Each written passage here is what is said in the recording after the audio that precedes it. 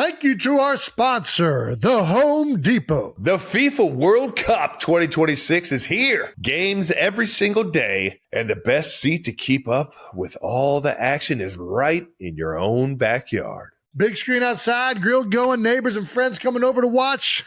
Now that's how you host. As an official supporter of the FIFA World Cup 2026, the Home Depot's got what you need to get the backyard match day ready. That's right. Whether it's a projector screen setup, string lights, little patio furniture, the Home Depot will help you make your yard the go-to spot. And with fast, free delivery on over 2 million items, you can focus on setting up the ultimate backyard fan zone instead of making trips to the store. So, as we welcome the world to our backyard, get your home watch party ready with an assist from the Home Depot. To learn more, visit homedepot.com/FIFA World Cup 26. Thank you so much for hopping on the Christmas album last year. Oh, yeah. I know you talked to Connor. I was so surprised as an Eagles fan to receive an email signed Connor Barwin. I was like, fuck yeah. Did he really? He's in this department? Are we doing? Is this live? It is. I think technically we're recording. Hopefully we don't use that. Let's not use that. That might be the cold open. Welcome back to New Heights 92%ers, presented by Wave Sports and Entertainment. We're your hosts. I'm Travis Kelsey, my big brother Jason Kelsey out of Cleveland Heights, Ohio. New episodes come to you every single Wednesday or whenever we can get them to you. And then subscribe on YouTube and wherever you get your podcasts. Follow the show on all social media at New Heights Show with 1S. And check out our official fan club at New Heights Show, also with 1S. Kelsey Jam, presented by Jim Beam, is back. That's right. We're coming back for the second year. Last year was so much fun that we just had to do it again. So we're running it back just like we ran it back for the Super Bowl. And now Kelsey Jam is going to even be crazier. That's right. Crazier. We got Spike in the fucking Lombardi Trophy? Yeah. Wait till I do it again. Not doing it this year. I didn't even get one made yet.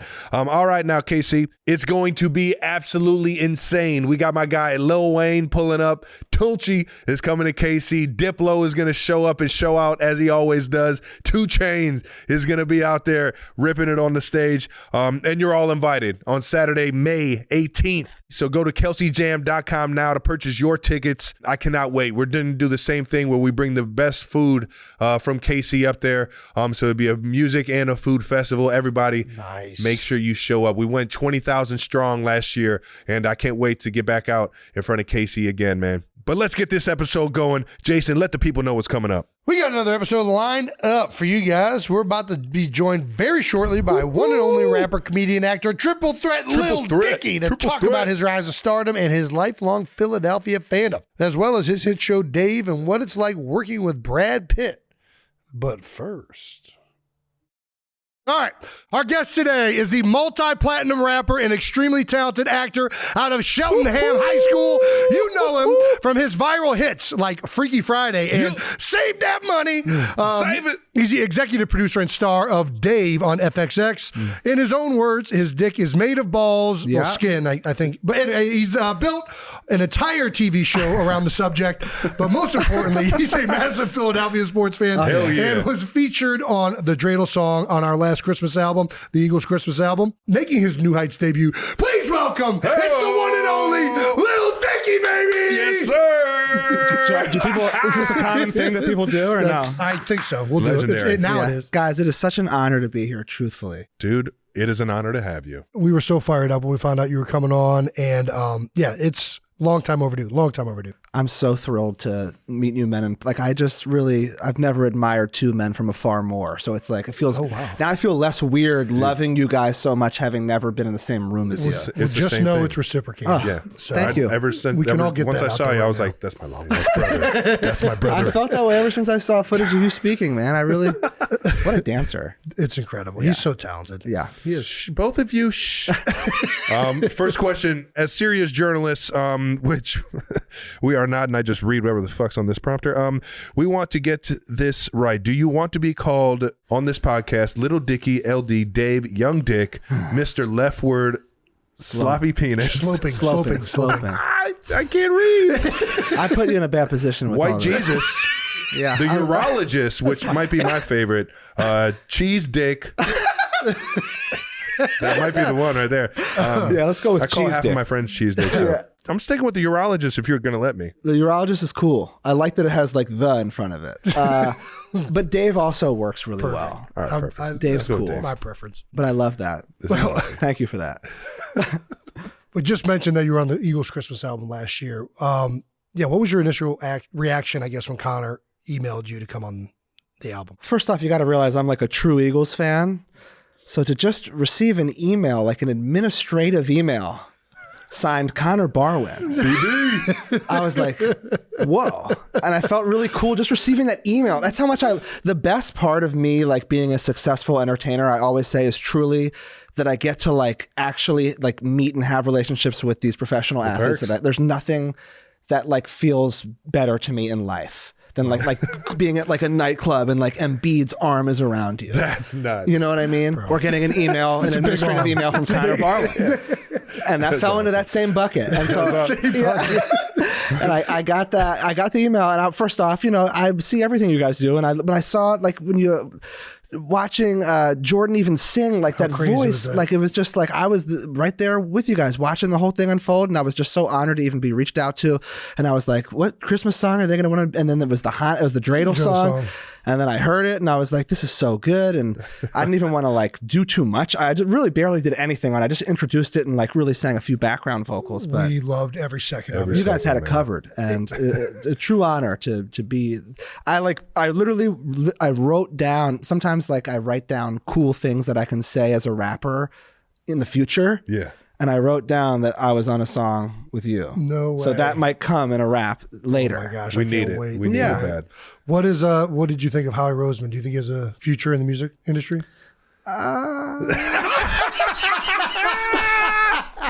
Well, before we get to the very professional interview we're about to do with Lil Dicky, we're going to start with a little, as we always do, new news. That's right. Do you got new Dave, news? you want to hit us with new news? In your own style? New news. That was gangster. Thank you. Right off the bat. That was good. Dave, latest news. We're both huge fans of Dave, obviously. Yeah. It was recently announced that you're taking an extended hiatus from the show. Yeah. And you've also just released your new album, Penith, which is, I believe, a soundtrack from Dave. Yeah. That's right. Can you share what you're doing next? Yeah. You know, I obviously love the show. It's a dream to make that show. So fucking cool, man. Thank you. And I'm thrilled that you guys even watch it. But no, it just like there's so many things I want to do, just whether it's making music, writing movies, you know, developing other shows that like when I'm making the show every season, the amount of work that a season takes is truly, it's unbelievable. I didn't even expect it. I'm a hardworking, ambitious guy. You're hands-on too. I am hands-on. I think it's because I'm so hands-on that it causes all the work. Yes, I'm sure. Yeah. It's like, because, you know, I'm in the writer's room, and then I'm like in every scene, and then I'm like the guy editing it. Like you're writing, producing, directing, editing. Yeah. Yeah, that's a lot of hats. The whole to shebang. wear. The whole shebang. And then, which is a thrill. I'd much rather be in control and like, you know, doing things that I'm passionate. But of course, like I don't want to just do the same thing over and over again every year. There's just other things I want to do. So I'm excited about all these different ventures. I'm finally getting the time to focus on that I wouldn't have had in season. What brings you more joy, writing a great song or a great scene? Yeah. I'd say right now they hold similar levels of joy, which is a lame answer. No, it's not. It's not. It is not lame. And I will fucking fight anybody that says it is.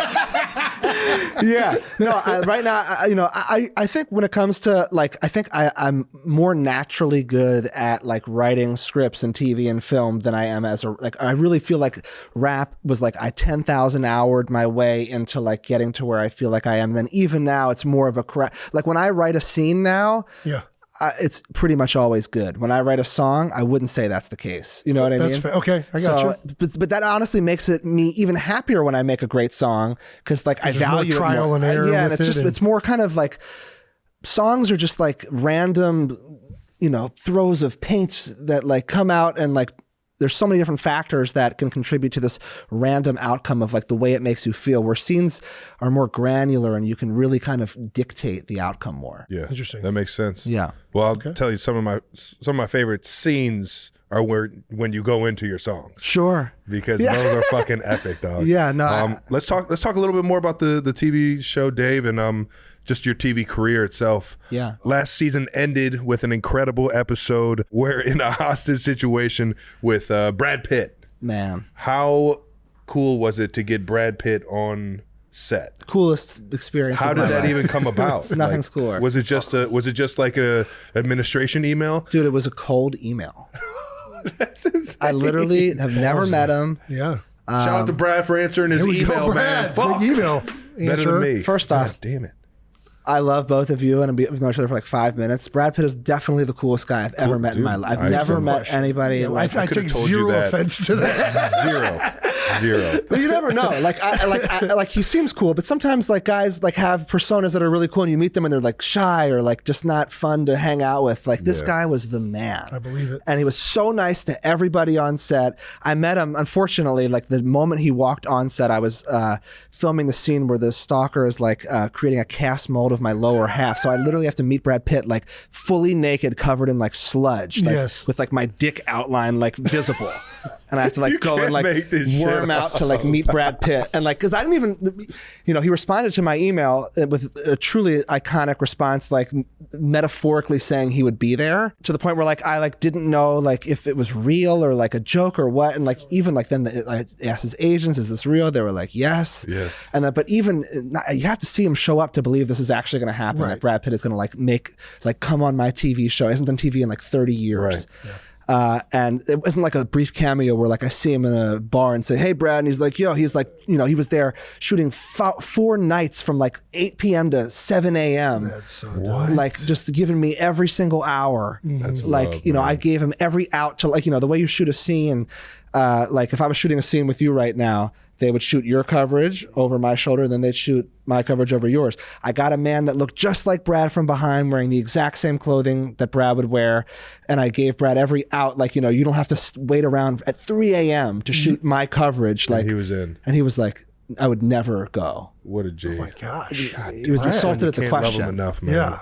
That's What a cool as hell. tremendous person. A truly, like, I've never felt like I made it more. Like Brad Pitt is the LeBron, Michael Jordan of film. Acting, right? Yeah.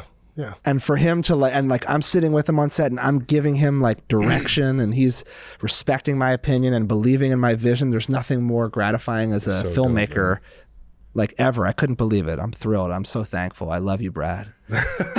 Us too. Yeah, we too. Yeah, me too. We second that. Well, you've been joined by all sorts of incredible guests on the show. Brad Pitt, obviously. Then Drake had his unbelievable appearance. Usher, Rachel McAdams, Don Cheadle, Kevin Hart. The list just goes on and on. Which one were you like most surprised you could like get them on the show or on set? Because that's it. Rachel McAdams. I was about to say that was the one that was the most shocking. Yeah. It was. I don't know why. It just like you don't see her do like stuff like that. I feel like often, Yeah. if ever. I don't think I've ever seen that. Right? And she falls into that same category. Like when we grew up, like who is like the leading woman in all the movies that like Absolutely. developed our thoughts of love? Yeah. It's truly Rachel McAdams, you know? And for her to be a fan of the show, come on, again, not like a scene in a bar saying hi. She's a 3-episode arc. Yeah. I'd say Rachel, but like, you know, I mean, there are certain things that I'm like, man, like I'm so happy I'm getting Don Cheadle to fart 3 times. Cool, man. Are you more starstruck by like a Philadelphia legend in the sports world or like an entertainer? Why are you looking over here? I was just asking. If you're asking if I'm more starstruck when I saw him compared to like Usher, I was Usher. It's true, but I get it. I get it. But you're also you're a weird professional athlete to me, where I find you so incredibly relatable. You know what I mean? In a way, like I think I would be really starstruck by Allen Iverson. Dude, You know what I mean? But like, there's something about you that I feel like I've been your best friend our whole life or something. Yeah. And I felt that way as like a younger guy watching you. And I think that's one of the reasons Philadelphia probably loves you so much, is because you really feel like one of the people. Yeah. I appreciate that. It's not even a good thing. Like, I don't I'd even rather know be why cool that like is. Right. Yeah. Right? Trust me, he gets it. You just sucks come to- off like unathletic and sloppy. Yeah. Why, thank you. I really strive for that. Oh, goodness. Yeah, fans know that a lot of your show, Dave, is based around your actual life.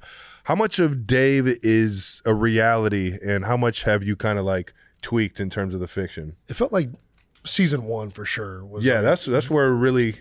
Well, how about this? I'll let you answer the question. Please, take it away. You guys really do relate. I'll tell you what, man. I've known him for 5 minutes. Season 1 was definitely the most true to his soul. It's hard to quantify. Like I'll say this: a lot is certainly really from my life, but a lot is like there are I have a whole writer's room of people who've lived similar lives or had their own experiences, and we like pull from their lives, or we just make things up because sometimes the funniest thing to do is to make up Don Cheadle farting in a bathroom at the Met Gala. I've never actually been to the Met Gala. In a way, like my character on the show has actually surpassed me in real life as far as like achievement, which is kind of a bummer. But I think it's because I take so much time making the show but regardless, I think that as time goes on, I like to experiment more. And like, I think I entered the show not even knowing the type of mark I wanted to make, like as a TV film movie guy. And it's just evolved to a place where I care so much about filmmaking and like being a true like director and filmmaker to the point where like now I look at Dave as like an opportunity because every episode can be its own thing. I can be like, why don't I make this a horror episode? And like totally see what it's like to make a mini horror movie. And then why don't I make a psychological thriller with like Brad Pitt and hostage with a gun?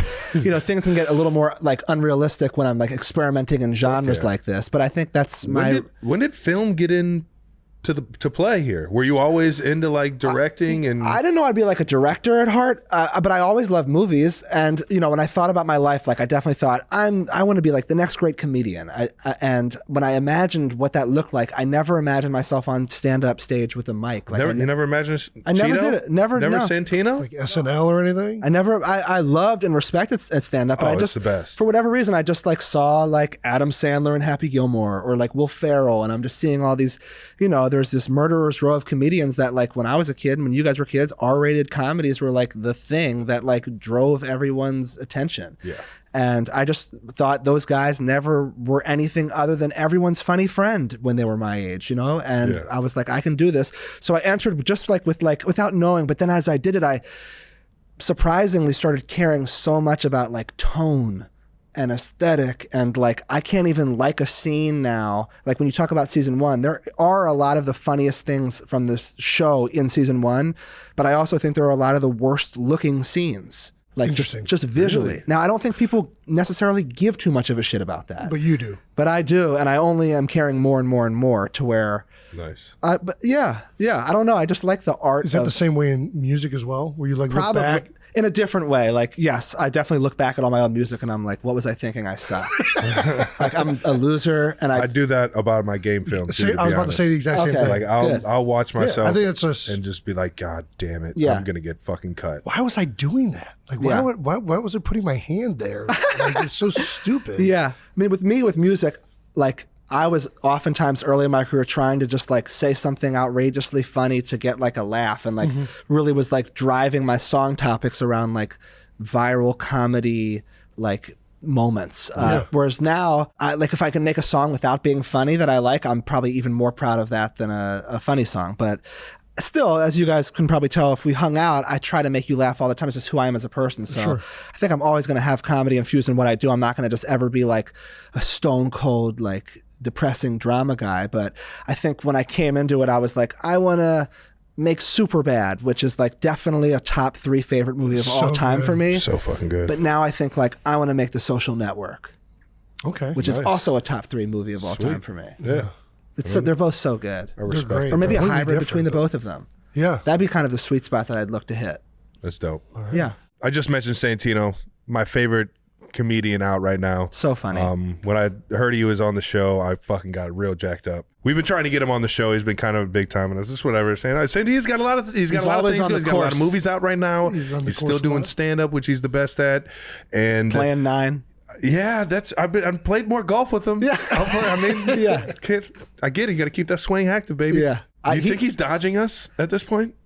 I Maybe. Just threw it on tape. I think he really is always like, every time I talk to him, he's like, oh yeah, I'm in Albuquerque. Like I'll be back. Like he's Dude, like he always really is all over somewhere. the world. He loves touring and like being out there and hitting the road. But I'll never forget when I met him in like an audition room. Like I didn't even know about him until like I sat in the room early when I made the show. I was in all the callbacks. All like And he just wooed you, didn't he? He just came in there, no competition. Like never was there like a more clear cut choice of like this guy that was supposed to be like my best friend manager like character. I like fell in love with him instantly. He's so funny. And I threw everything. I like, you know, really in my show, I would do a lot of improv. I think like the funniest, not only the funniest, but like kind of the realest and most like soulful organic moments can occur if you really are like being off the cuff, and like there can be a sentiment that we're obviously going for, but it's going to be better if we say it in different ways every time because it'll be like more truthful to the moment. Yeah. So in the audition process, I like to really throw things at people like that aren't on script, and that guy did not miss a beat. Oh yeah, that's the specialty right there. He's the only person that like makes me break. Where like I'm trying to do a scene and he says something and I'll ruin the scene because I laugh. He's so funny. One of my favorites. All right. Well, Santino, I will keep begging you to come on the show. Have you been on his? Whiskey Ginger, baby. You You know were on it. it? Oh, yeah. Oh, okay, then I don't know what you're doing. Yeah, I wore really short shorts and my nuts were showing the entire time. It was a fun interview because I got to hang with Cheeto for a little bit. Yeah. So I'll probably play a round of golf before you come on here. So we'll just talk about it when we're at Lakeside, baby. You're making him seem so unattainable. I'm not sure he deserves this level of unattainability. I love the dude so much. I just I love love pumping him. After the first season of Dave premiered, though, LeBron publicly endorsed the show on Twitter. How fucking cool is that? I feel like I've said too many times this interview, like the coolest thing that's ever happened to me. But really, I gotta be honest. I swear to God, like a part of me like evaluates my life pre and post LeBron reaching out. I swear to God. I've never that was the moment. It's just so lame. I can't believe I am this way. You shouldn't be this way. But I always said like none of this is even successful until LeBron acknowledges. I would go to games, I would seek his gaze, I would get nothing. The best. And when he he publicly tweets about it, I look at my DM, there's like this, he's like, hey man, like the back and forth, like motivating each other. I don't know if I motivated him, but like, but maybe I did. But like for LeBron James to sit and watch a series about my life, there's no, I mean, that guy, I have so much, I told you guys that I have so much respect from afar, but that guy, like the expectations. Northeast Ohio guys, man. You know what I'm saying? I guess so. You know what I mean? I guess so. There's just something about him that is like, anyone that dislikes LeBron James is such a loser. I'm with you on that. I mean, He's so likable. All he does is do the right thing. We felt the exact same way. He tweeted at us, and I saw that practice. And as I'm coming off of the practice field, I'm like a schoolgirl with like somebody has some hot gossip. Like, hey, do you know that like the hottest guy in the world thinks you're sexy? He is the hottest. Like, no way! It's crazy. It's crazy. What a feeling. So cool, man. All right, let's talk about the come up. You started rapping at a very early age, all the way back in 5th grade. Yeah. What did you start rapping about back then? I did. There was this like I had to do a report on Alexander Pushkin, who is a Russian. Pushkin. Yeah, honestly, Who in the fuck? he was like a Russian poet, I believe. Oh, nice. Okay. And I don't know why I did it. I just like delivered it via rap, and it just really went over well. I got like I got an A, and then I kind of anything I've ever done. Yeah, I kind of like kept that in the back of my head. I've always been like loved creative writing or whatever, and like, and then like when I graduated college, for example, like I had to do another like boring Summa cum report. laude, right? Yep. Thank you. I wasn't going to say it, but I was going to ask. top of the class. But I got this job at an ad agency, and I wasn't even in the creative department. I was actually in like the administrative business like side of it, and I had to do this really boring report on chip sales because I was on the Doritos account, and like, but it was my one time where I sent an email to the partners at the company, and I was like, a young ambitious guy trying to get noticed in this ad agency. So I delivered, instead of it being a Word document about the data, I just delivered it as a rap. Yeah. And like they went crazy at my ad, and they switched What is me. up with these fucking emails, man? Yeah. Or just the very good over email. That's true. I'm very good over email. I didn't know emails work like this. They work really well for I me. haven't been answering any of them.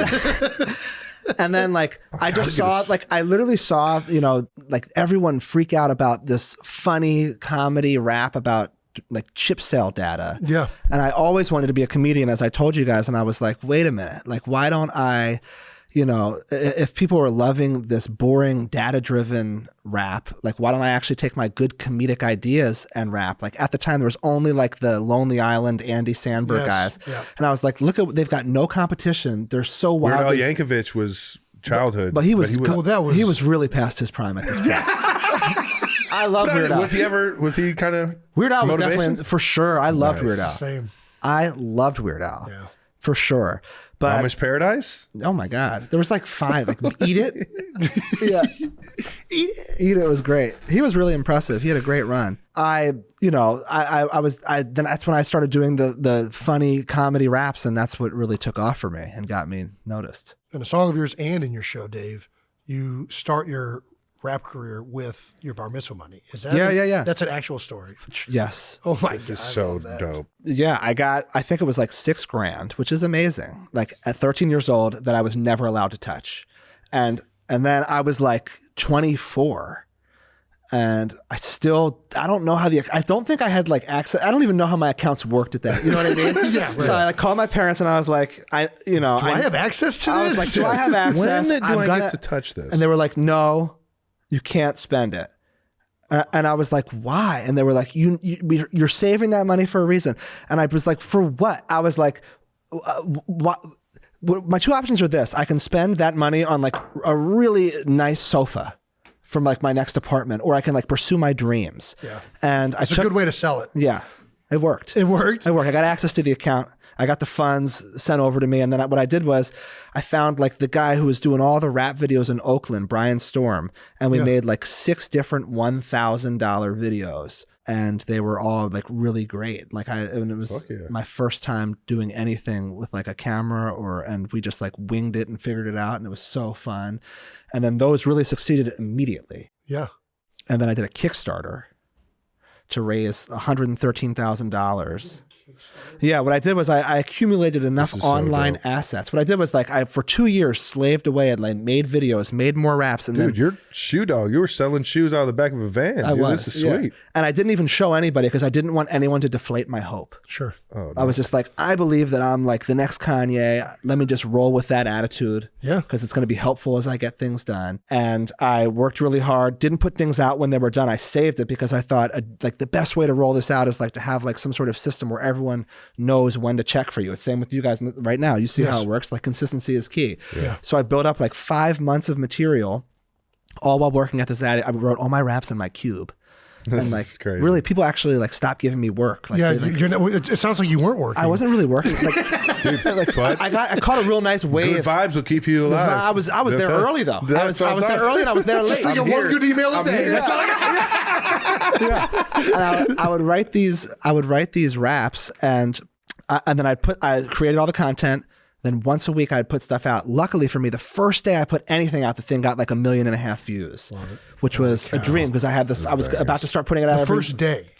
This is legendary. Such an I told you so moment. My parents, on the record, pulled me aside and said, like, we just want to sit down and have this conversation that we think you are making a huge mistake. Oh no. And we think you're throwing away your career. Yeah. And you're putting this material out about like your dick and like you have a job, it's a good job, and you're going to ruin your life. And so just day one to be like, you're like copy, post, send. Day 2, I'm not kidding. Yeah. TMZ hit me up and I did an interview from my cube with that guy Harvey or whatever. I don't know his name. That's wild. Yeah. And then next week a new one. Then I ran out of money and material, but it was 5 months straight of like the best I had to offer. I accumulated a fan base of like, I don't know, probably like 100,000 people. I said, I want to do a Kickstarter. 3,000 of those people donated.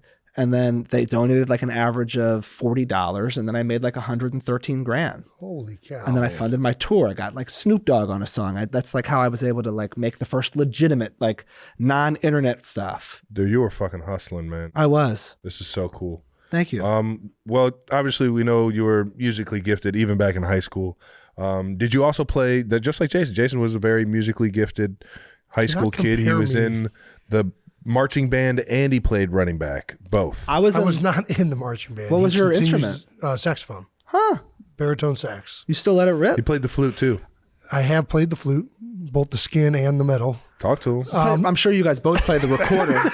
You know the recorder? Did you Yes, that's what we started on. So Yeah. in Little hot cross our buns. Yeah.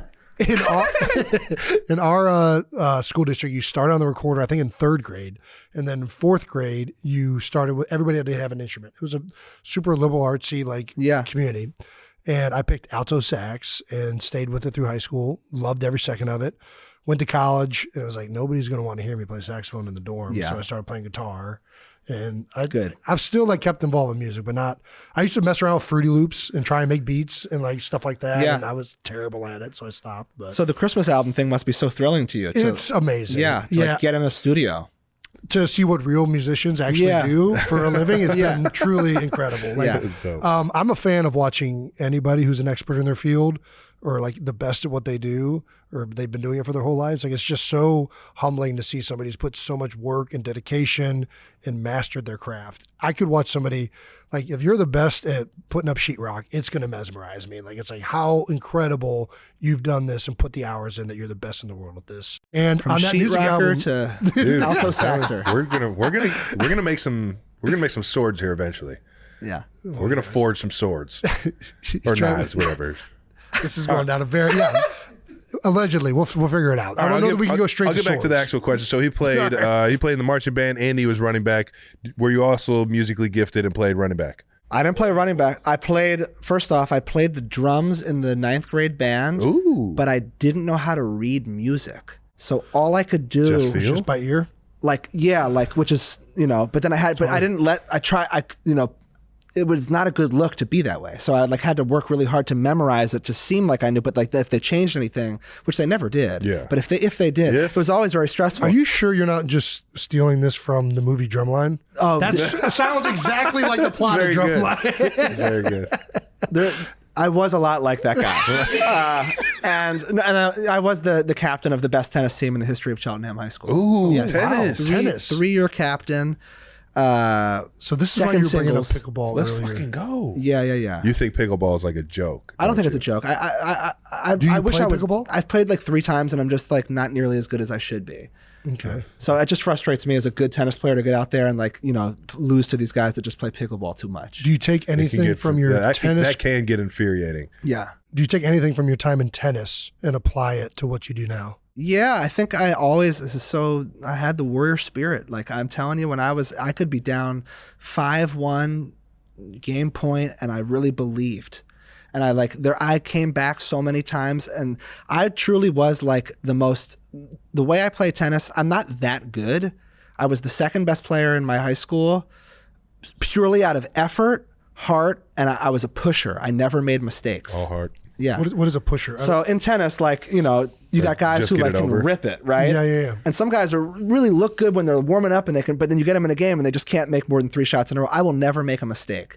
I will never do anything that looks that impressive. Yeah. But I will make 0 unforced errors. I will get to every ball and I'll really be just an absolute pest.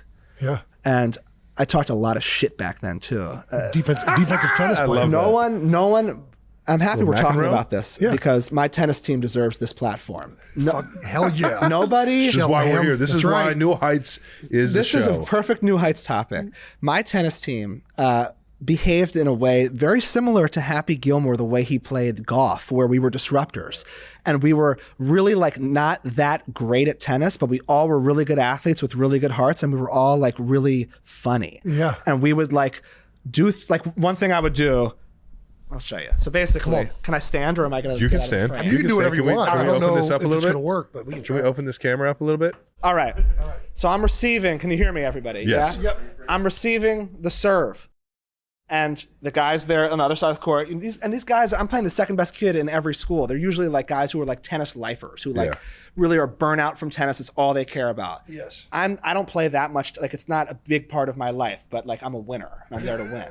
And so they're bouncing the ball. They go up, and right as the ball's in the air, I would be and I would go and just so loud, and then they would fall. You basketballed them? Yeah. And, You're psyching the Eagles out? yeah. And then they would be they'd be what was that? And I'd be like, what was the split step, hop step before a serve? Like, that's what I do. Yeah. And then, like, in between I love this. I love this so much. This is Jason all my of the entire games. childhood. Cornhole? You play cornhole? Yeah. You just walk down the board every time the guy's about to do it. Just, in between games with tennis, I feel like I've lost control of the mic. It has a mind of its own. Yeah. Okay. Nice. In between games, you switch every odd game. Yeah.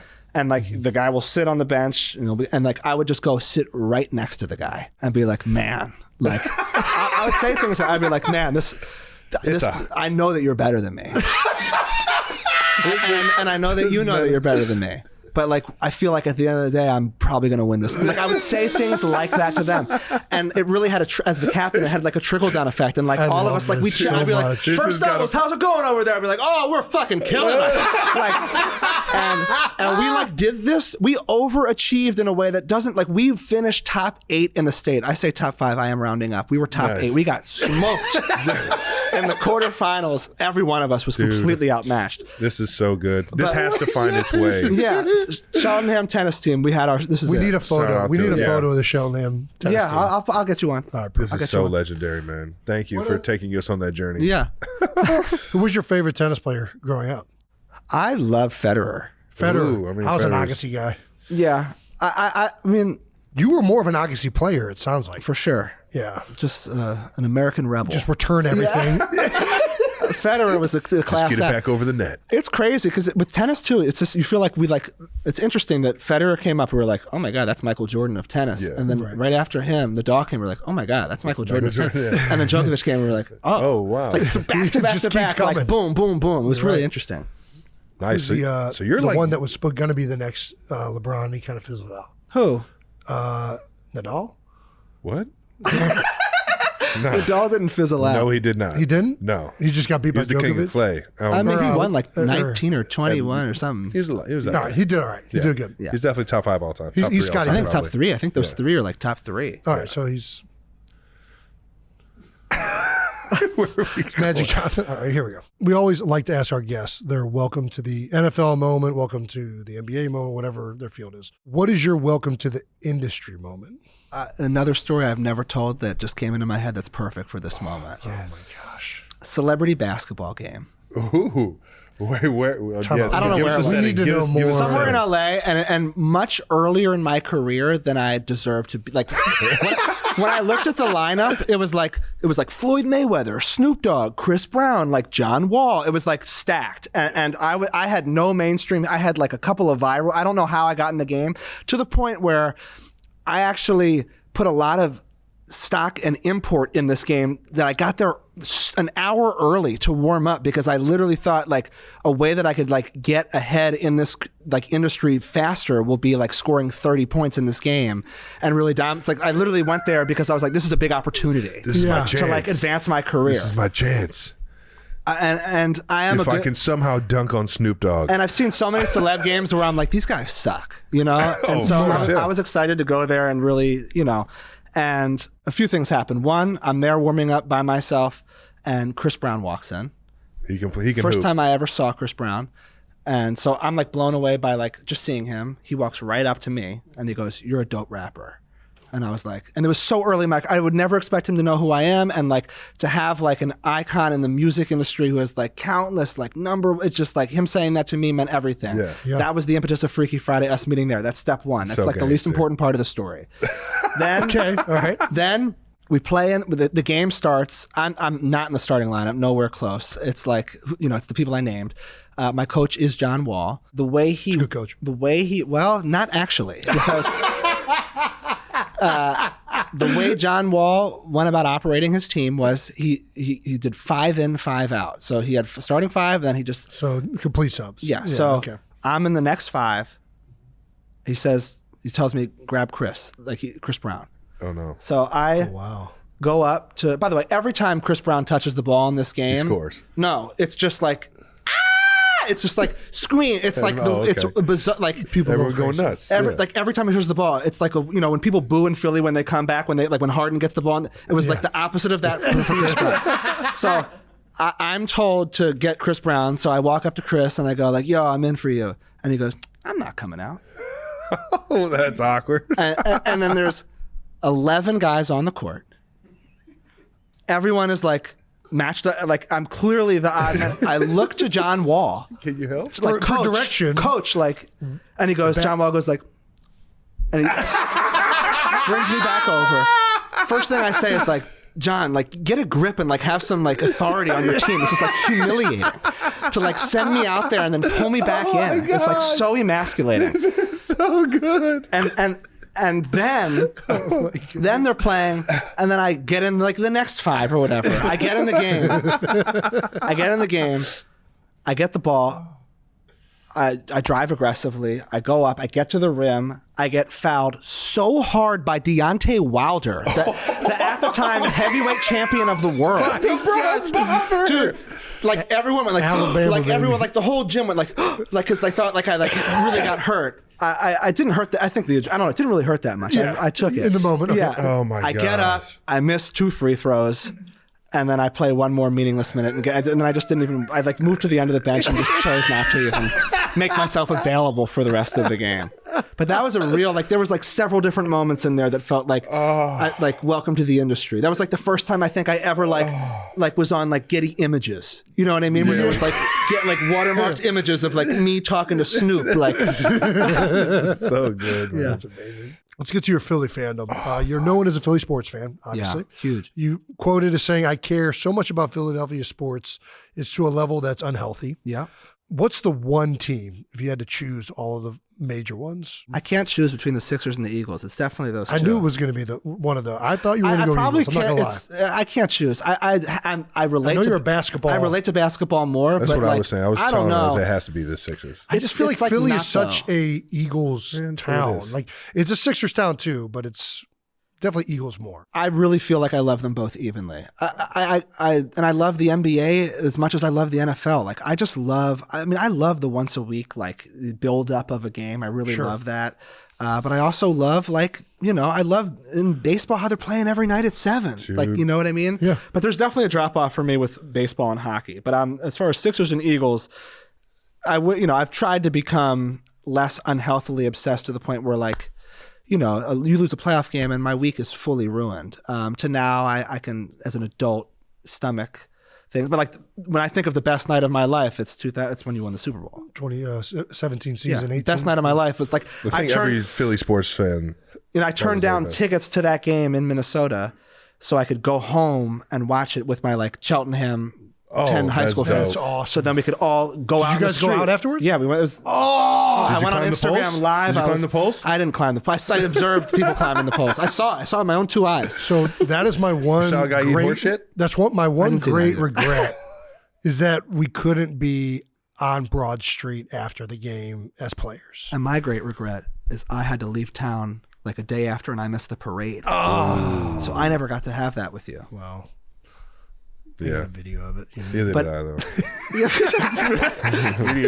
Video. Well, there is a viral clip of you wearing a Sixers jacket courtside at the 2016 NBA Finals. Oh, yeah.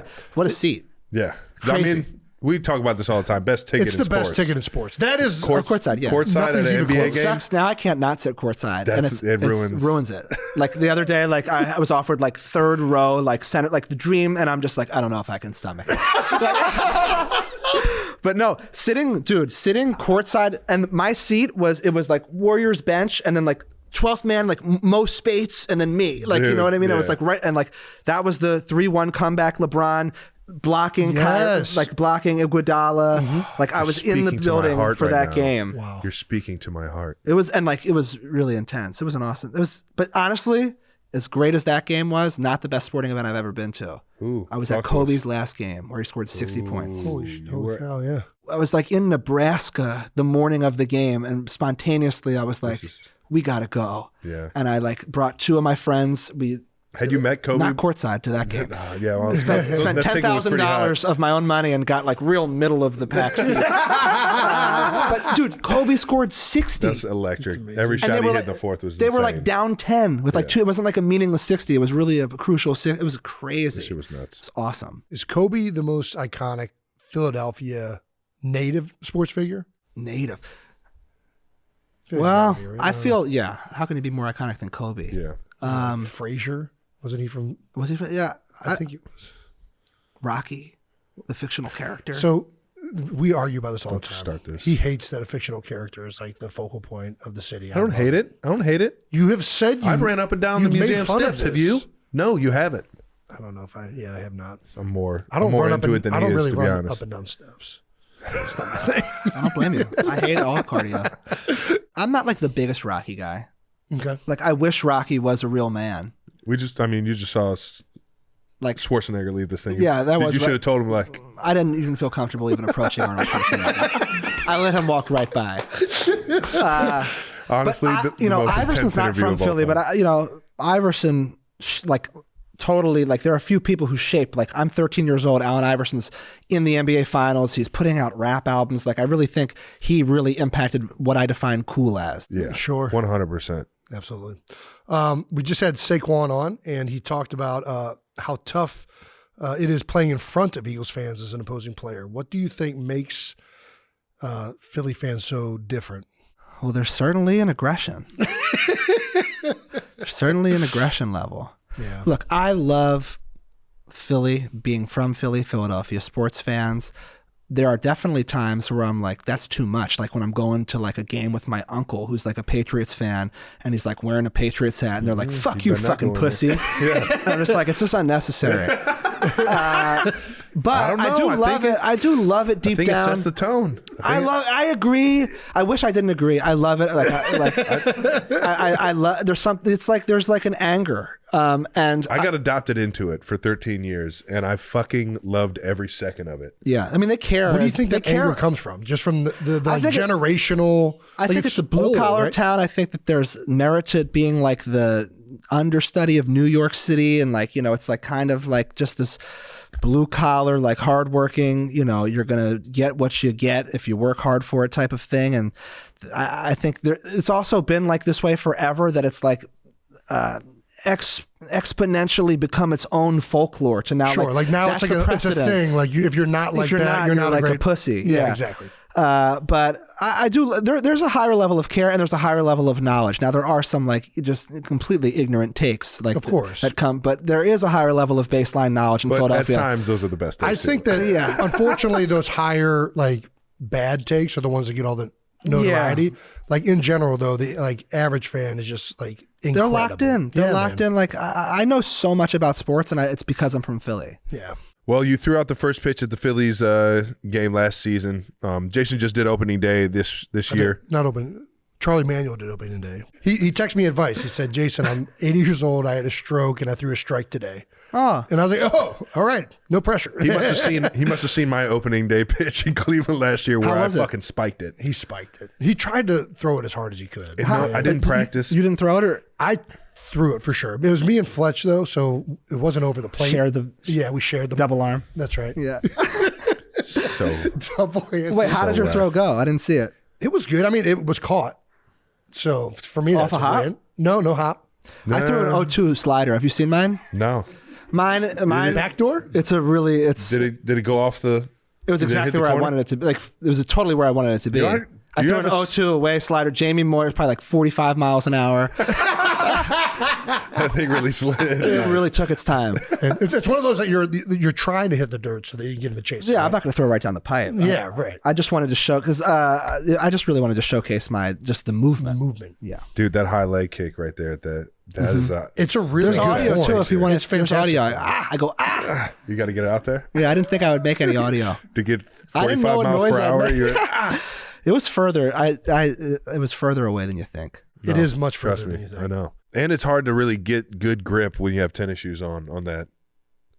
I'm making excuses. On that rubber. Yeah, I didn't have the grip issue, but his foot definitely slipped. I think it's because he wears the fancier shoes that they're not built for function. I wore hooping shoes out there.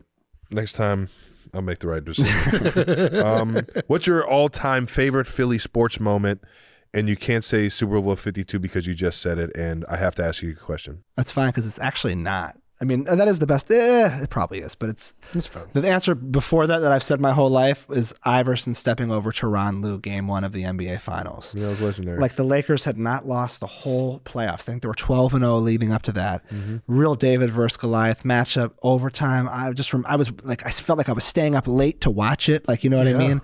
And it was just, you really believed that they were going to win that series in that moment. They then lost 4 straight. I didn't. Yeah. I was watching it like this might be the only game they win. Okay. I really Mutombo. Everyone. It's the Diesel. What do you? Eric Snow got hurt. Mutombo. It was Eric Snow, Northeast Ohio guy, baby. Shout out to Cam McKinley. I know. I just got to give shout outs to Cleveland guys at all times. At all times. Yeah. I don't know how. I don't believe that's how I feel the same way about Philly. Whenever I see like an actor who's from Philly, Will Smith. Will Smith is a great Philadelphian. Yeah, he reps it. Yeah. He reps it. West Philly. I mean, all time. One of the best all time TV shows growing up. Yeah. Let alone music. And it's definitely one of maybe I get jiggy with it all the fucking time. It might be my favorite TV show ever, The Fresh Prince. It really might be. I'm with you. I was definitely a Fresh Prince kid. Oh my gosh. It's like just talking the line from oh yeah, the intro. Yes, yeah, and he was like, oh yeah. We actually had to pay money for that, even though it wasn't like in rhythm or melody or anything. No, that's weird. Yeah, you had to like pay money to like use that. I think Interesting. that's my memory of it. And Well, it sounds like Will did it right. yeah, we got a discount. We got a discount. If I'm Oh, not mistaken. nice. Yeah. The old Philly discount. Back in 2017, a few Eagles players posted a video of themselves dancing to save that money. In the locker room, And they extended an invite to you to come to practice. which I did not take. Yeah. I wish I did. To see these guys in the locker room, like posting a selfie video where there's like 8 players like singing along to my rap song, just an unbelievable experience. Yeah, it was you and Dreams and Nightmares. Those were the 2 songs. Crazy. Legendary. So legendary. And then you guys went on and I mean, your speech is also up there with Iverson's step over.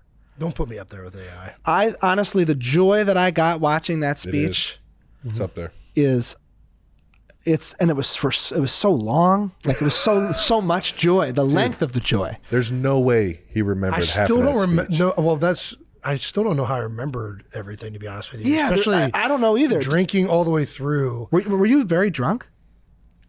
I feel like You didn't seem somehow. I feel like I was Trust me, possessed at some Dave. point that day. You could see it in his eyes when you were around him enough. You could see it in his eyes. Like, yeah, that guy's gone. that drunk. Yeah. When I said fourth and down voice instead of left. fourth down. No, but I think Did you know you were going to do that coming into the day? I did. I knew I was going to do that. You knew you were going to call I knew I everyone's wanted flaws to out. do it.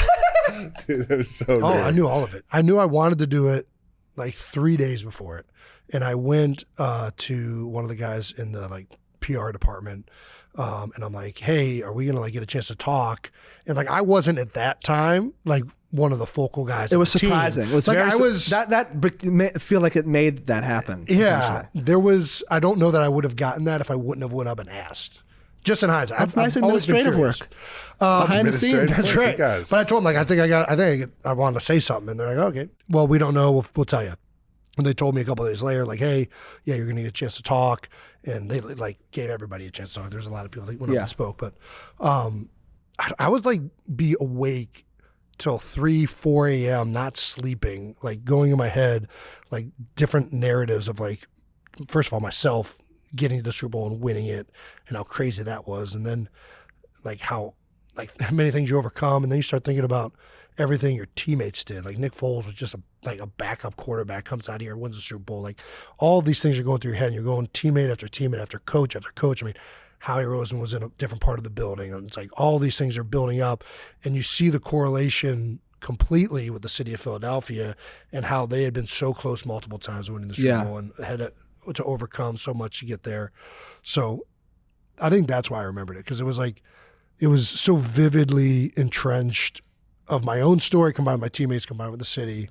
It was perfect. It really felt like you were from Philadelphia. But I think where you're from is probably very similar in like we were just talking about this the other day. I think they share similarities, but Philly obviously being kind of more East Coast, they got a little bit more of the aggressive nature. Especially in the sports world. But Cleveland fans, I mean, it is blue collar and sports town as it gets too. Yeah. And that's, I mean, it helped drive our that helped. There are like, I don't know that any man has made me cry in the last like 5 years more than you. Like I can think of 3 off the top of my head. That speech, your documentary, your retirement speech. Off the top of my head, there's probably more that I'm just not thinking. Have you ever seen? I've cried watching. I cry when you guys start getting on your podcast. Like when you start, it makes me cry instantly. That's 4. Have you seen more men cry publicly than us? No. We're the only fucking guys out here trying. It is automatic. It's a lot of crying. After we won the Super Bowl, you posted a screenshot of a text from my man Lane Johnson. Yeah. We'll show that there. Yeah. Did you text anybody else? You know anybody else on the team? How did you know Lane? I guess let's start there.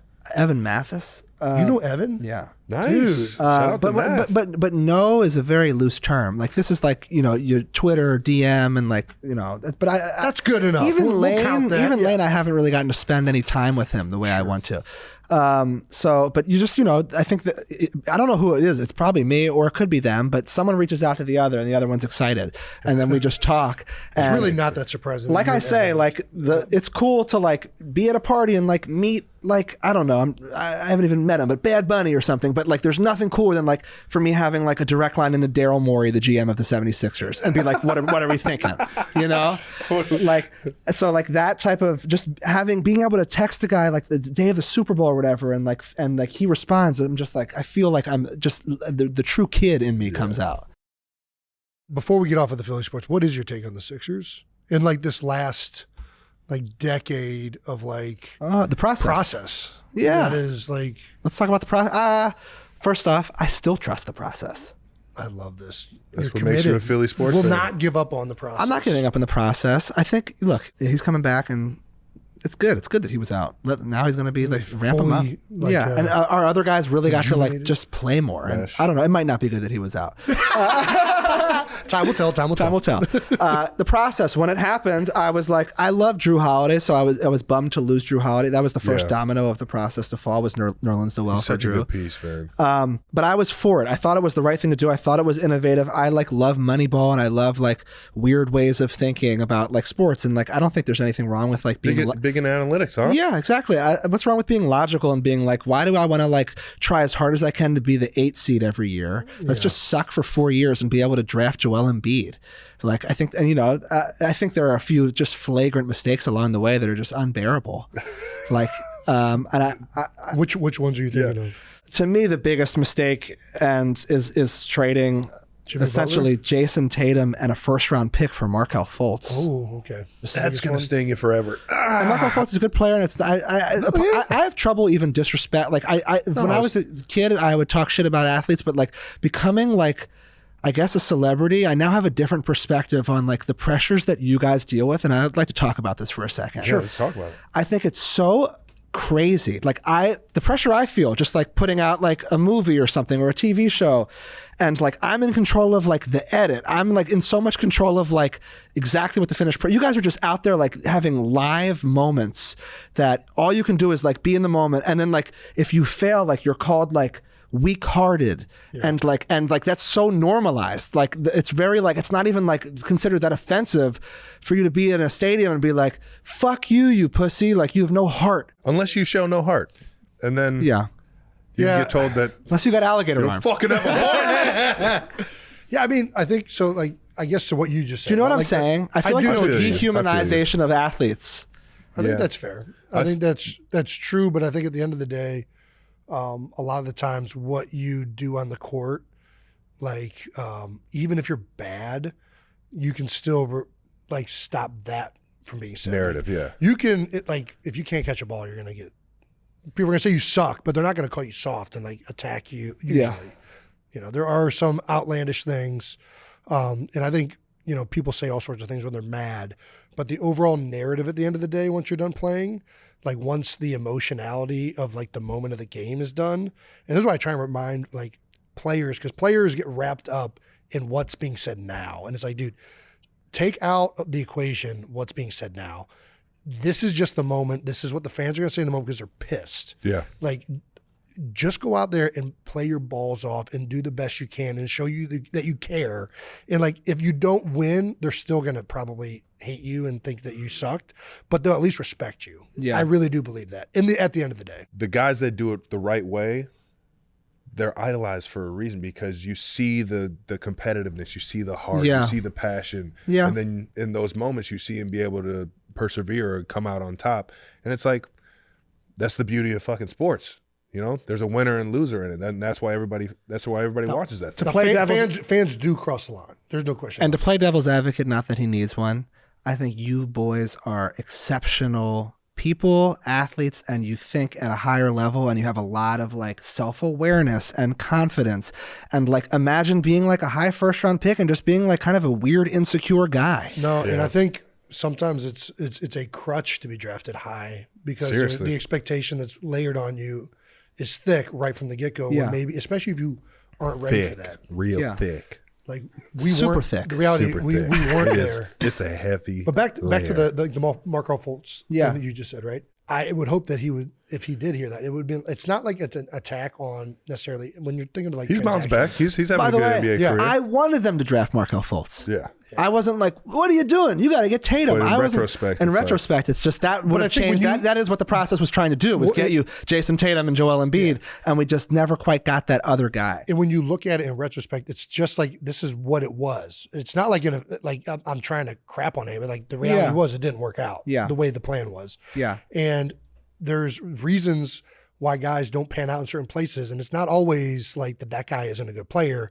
There's fits, there's schemes, there's all sorts of reasons why things don't pan out or whatever. Yeah. So And now with the Sixers, it's hard, we're in a tough, it's like they gambled with the Harden thing. I think they were right to move on. I think Harden is great, but I don't think that is a good fit. didn't fit well. I don't even think that is a good fit of athlete and city, to be quite honest. I think that would have just been a ticking time bomb. Joel Embiid, when he's playing, he's never, the whole process, every single year in the playoffs, he's hurt. He gets hurt like a week before, he gets his face broken, or he like, it's like the timing, it's truly been, it's been 5 straight years of Chris it. Paul had that kind of thing going along too. Some guys, and that's in sports, you have to be every bit as fortunate in terms of staying healthy that you do to have that success, man. And we've been unlucky in that regard. That's why I'm just like, look, there's only like 2 weeks left of the regular season. Embiid has been hurt all year, sure, but maybe he's going to be back, and 2 weeks is the perfect amount of time to ramp up, get him right back to where he is, and maybe he got the injury out of the way this year, and we're going to get a healthy Embiid for the first time, and I'm curious what that can equate to, because I think he really is. Embiid is the stud. He's unreal. He's like unguardable. The most unguardable player. I watched Iverson, and Joel is just a different level of unguardable. Stop it, dude. The way he plays is great. Iverson was like, I love Iverson. I'm the biggest Iverson fan. He wasn't the most efficient player in the world. Like, he had to shoot a lot. Embiid, I mean, just look at the stats. That's all. I love Iverson. Embiid is just like so efficient, so like, and the way he does it is remarkable. Just the eye test of it all is like crazy. Yeah. All right. Same with Iverson, the eye test, of course. And I love love Allen Iverson. Did you have Iversons growing up? Did you have the questions? Yeah. The answers? I never met Iverson either. I was another celebrity basketball game. I rebounded and passed him the ball, and he just accepted the ball. I just rebounded. Facilitating. Yeah. You thought you were the ball boy? Yeah. I acted like one. So I don't blame him. We're going to get to our segment. We got to ask, but you don't have to answer. All right. Feel no pressure. First question. Our fans have asked us to sign actual babies. Travis actually signed his first one. Chrome Parsons. Shout out to Champ P and Haley for letting me sign that Chrome dumb of his. Yeah. What's the weirdest thing someone has asked you to sign? I mean, I signed a man's dick. Shut the fuck. Way. I did. I signed a man's dick one So time. when you said in the show, like, Yeah, come by that's after one of the those based show. on the truth. Yeah. I was like, dude, I basically, I was like, back then I was like, when I was trying to sell the tickets, I was like, whatever, I forget what studio, but I was like, Sacramento, like, still a few tickets left, meet and greet, like, I might sign someone's dick tonight, like, blah. I said something funny like that. And so there, people were asking, the guy eventually comes to the front and he goes like, yo, LD, like, you for real about like signing dicks? And I just I just wanted to see if this was actually about to happen. Yeah. So I said, if you unravel your dick and stretch it and place it on the table, I will sign that. I will sign it. And he, with no hesitation. Zero hesitation. Zero hesitation. There's probably kids in the store. Like, I don't know who was there. It's probably like an all ages show. Wow. He unraveled his dick, his like medium sized dick. His medium size. I remember being very, like, it wasn't that big, it wasn't that small. Like, it was like very medium, it was normal. Like, I didn't feel annoyed by it, or like it was easy to, I could find the place to sign easily. Like, it was, and I signed this man's dick. Medium dick. Yeah. Wow. Can't call his bluff, baby. Yeah, that's definitely. Can't call his bluff. That's weirder. I than think a I'm the baby. only rapper probably to ever sign a dick. Guaranteed.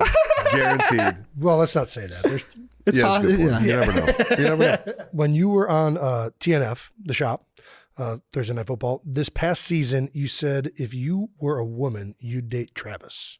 Wait, what? This was said? I don't know if you saw that. I didn't see this. I'm just now. It's true. Yeah. Dude, what? You said this? Yeah. I'm honored. Yeah. So basically, What was your logic? What was your Dude, I'll analytics sign your to dick this? right now. like we were? It was very early with you and Taylor, and they were like, I think it was I don't know if they were talking about how they like cut to her, just they were talking about just the idea of you and her. Okay. And I was just like, I totally get it. I was like, if I were a woman, he's exactly who I would go. I was like, there's no. First off, he's the best of all time at his position. One, he's like seemingly the nicest, sweetest, like kind of funniest, like most like classically cool guy in a high school blushing vibe. now.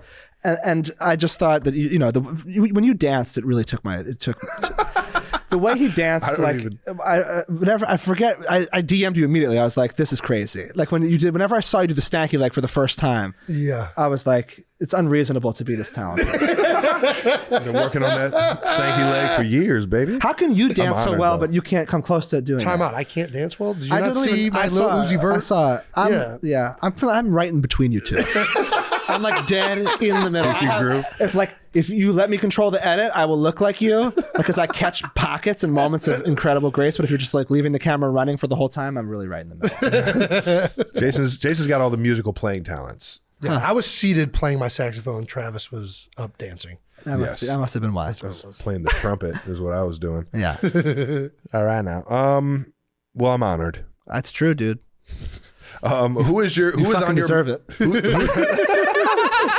Who's on your Mount Rushmore of rappers turn actors? Well, I'm really thinking about it on the spot. Will Smith, Ice Cube.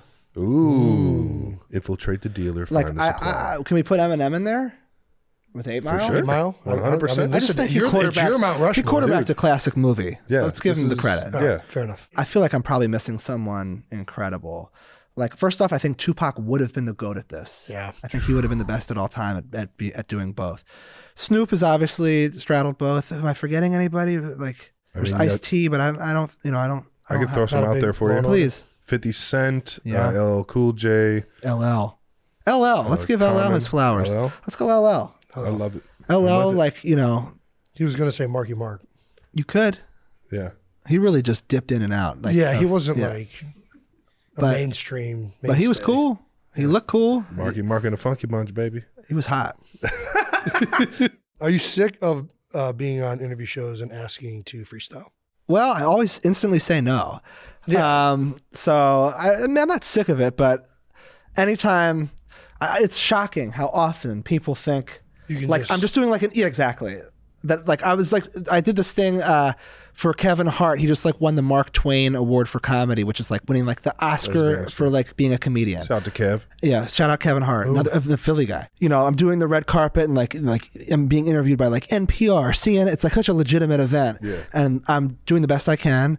And they're like, Lil Dicky, like as a rapper, like if you had to like bust out a few bars about Kevin, like what would they be?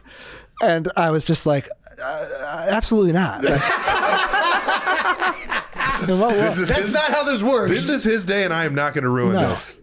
No, I like especially to like pinpoint it down to like a it's specific weird. subject. It's a like, weird thing. Like I like became like a famous rapper like without ever like having ever performed in front of anybody. Like I was like embarrassed to do karaoke. You know what I mean? Like I'm not the kind of guy who like feels like normal just like being like just busting out into a rap spontaneously. Yeah. That being said, I do think I can be one of the best rappers ever. So it's a weird place. I mean, Love it. I have to put in a lot more work to be one of the best rappers, but I feel like I have the gotta talent believe it, to be one of baby. the best rappers alive. Hell yeah. I am one of the best rappers alive present day. I love that. Fuck yeah. I'm making a lot of great music, even right now, present day. I'm in the studio every day, and I really feel very strongly about what I just said. But at the same time, look at how I talk. Look at how we're communicating. I just think it'd be weird if I was like, I'm not even going to do it. Do it. But the thing that I'm the most proud of as a rapper, for sure, is like going on these like iconic radio shows like Sway, because I feel like it is a huge part of the culture, and it is like back to the wall, and I am a champion and a hero like that in my mind. And it was the most nervous I've ever been, like going on Sway and like having to do like be impressive. Like I'm sure like a comedy, funny, like white rapper, like they'd be thrilled if the guy like failed and like made a fool of himself. So I like am so like if I were to show Jay-Z any footage of my rap career, I wouldn't show him any of my hit songs. I would show him when I went on Sway and I rapped, and like because I feel like that is a true representative of my talent musically. All right, I love it, man. Love that. Who's the best athlete rapper of all time? Dame Lillard. All right. Instant. Yeah, he's got to bars. me instant. He's got crazy bars. I listen to Damian Lillard and I'm like, I love listening to like this music. Yeah. Right. Like the other artists, the rappers, athletes, I'm like, that's cool that he did that. Yeah. And sometimes I really do like it. But Dame Lillard is just on a different level. I respect it. Yeah. We've got a lot of new fans. Not sure if you've heard of them. They're called Swifties. Yeah. I've heard all about them. For those, for those that How don't, you guys doing with all this? it's listen, It's fun, not man. changed that much Yeah. for me, but I'm having a blast in life, baby. Yeah. Just flying high, As you should. enjoying it all, bringing new lives to the football world. And Yeah. I think it's the best thing ever. opening the football world up to new things. I love it. Honestly, my take on it, not that you want to spend time talking about it for the 5,000th time, but like I just think there's something that makes everyone feel like it's like the world is kind of like high school, where like your most popular pop star, like beloved musician, somehow met like your most popular beloved like athlete, and they actually fell in love, and like it's just real. And I don't know, I think it's anyone who like hates on it is like a bitter loser, but I think a lot of people who would maybe expect to hate on it actually love it, and they acknowledge they love it because it's just there's something so American about it or something. appreciate that. I hate to say Thank you. American, I appreciate but there's something like just classic about it. I don't know how I did it because she wasn't into sports, so I don't know how the fuck I did it. Well, you did it because you said you called her out on a No, multimedia 100%. platform. I know exactly how I did it. Yeah. What song would you, of all your songs, recommend to the Swifties that haven't listened to you before? Like, what is your number one song that you ask people to listen to, or you would want somebody to listen to of your catalog of music? Well, I guess my instinct is to go to the poppiest song I make. However, I'm still the same man that I always would be, no matter if it's Swiftie or Jay-Z. So I would direct the Swifties to my Sway freestyles. Yes! To see just a guy getting after it, like just on a rap level. Like I have other pop hits that you might. There's a song that I'm going to stick with what I'm saying. I'm not going to. Yeah, I like this. I'm not going to mention, but I do have a few like breakup, like emotionally like love songs that maybe you'd find endearing. I don't know, but I also rap aggressively. Love it. So your rap names, of course, Lil Dicky. Can you help us give some rap names to me and Jason? So you guys have no starting points. I'm just. I mean, just based off of maybe I don't know. I guess career, like where does a rap name like originate? And like drunk what is speech maybe for Jason? Is it like the porn star names where you like would do like your street and like your cat or something like that? Well, we probably- can't do that because then we'd have the same fucking. We'd be Flash Coleridge. This would be our Flash fucking Coleridge porn is the names. great porn name. Holy shit. That's the best one I ever heard of that. For me, it was like, there's a lot of Lil. So I was like, let's start with Lil. Sure. And I just knew I wanted to make probably like a joke that was self-deprecating about being like not cool. Yeah. Like Young Man was actually my backup rap name. I don't know if either one of you wants to That's claim good that. too. That's Yeah. great. I thought about it, and to this day I wonder, would I have succeeded if I was Young Man? It's the raps. It's the raps for sure. Okay, cool. The problem with young The name comes with it. the problem with young is that eventually you're not young, and then it's like Doesn't seem to matter. like Young Jeezy's still getting on red Still carpets. Jeezy. Who are you? Like, actually, I think he might be Jeezy. He might actually be You might have Jeezy. changed switch it it. up? He might have taken the Young away. I don't know. Rap You're just names. man. I like really random thoughts are going like Stick Shift is coming through my head. I don't know why. Stick shift is so good. That fits. Like It does. for you, like stick shift, but that's You're like getting a that's strong dumb. stick shift I vibe. never heard like a rapper name anything like that. Stick shift, but it's cool. Yeah, but that's how you have a cool name. I like the uniqueness of it. You'd have I to be can't something drive a little stick cool. Like I feel like smooth, maybe like smooth, like SMOOVE, Smooth. like smooth Trav, Yeah. Smooth I'm like Yeti. that. smooth Trav, Smooth Trav. It's or like Trav fucking Smooth. Trav Smooth. 107.9 The Wave. You guys ever listen to that radio show? I think that was exclusively I never did. Cleveland. Yeah, no, I it was never- everywhere. 107 FM? Way everywhere? over everyone's head. Rings I'm a 0 fucking bells for me. loser. I'll think on it though. I think we could probably beat both of those. Smooth? Smooth might even be better than Smooth Trav. Is nobody named Smooth? I don't know. What about Too Rich? I always thought that Too Rich is a good rap name. You'll never be too rich, baby. Come on now. You are smooth. I mean, I'm happy that you went there immediately because Trav is Game like, smooth. The way he talks is smooth. so smooth. Yeah. I appreciate this, guys. Silk. Yeah. And you are about as stick Stick shift? as it gets. Stock metal. Jerky. Yeah. All right, man. I think that fucking does it, dude. Yeah. Dave, Guys. thank you. Man, thank you. Thank you. Thank This you has for been blessing the thoroughly show. This has enjoyable. been so fucking You fun. guys don't understand how much this is a dream come true to be. Like, let me just tell you, favorite Eagle ever. No way. Yeah, it was B-Doc. Dog. I concur. Come on. I concur. It was B-Doc. I'll give you my quick Eagle Mount Rushmore. Oh, yeah. Let's hear it. And this is personal. It's not. I'm not going to like go Chuck It's yours. Bednarik, even though he probably would be in it. No, I probably wouldn't because Jason takes a spot. It's you, Brian Westbrook. Ooh, B. West. B. West, yeah. I mean, Yeah. second in all-purpose yards, and I just think Talk the way about he's throwing just throw the guy the ball in the talking flat. about likable. Yeah. Just a likable game. Yes. Felt Very. like it. Dawkins. Yeah. All football. And for me, fourth, I'm going Donovan McNabb. Let me tell you something about Very McNabb. controversial. Well, let me say, I would much rather, I don't know if you agree, but as a fan, I would rather be competitive for 10 years and never win than suck and win 1 year. And McNabb brought an era of sustained, Yeah. I would say greatness, but if you want to say goodness, fine. All I know is that every single year we were in the last 3 weeks of the season. Yeah. And I always believed. And he was a fucking Pro Bowl stud. Yeah, he was. And I thought he was cool. I mean, I can play some ball now. And he seemed funny and cool. And I thought he got an unfair rep in Philadelphia. And I'm a big McNabb guy. Yeah. All right.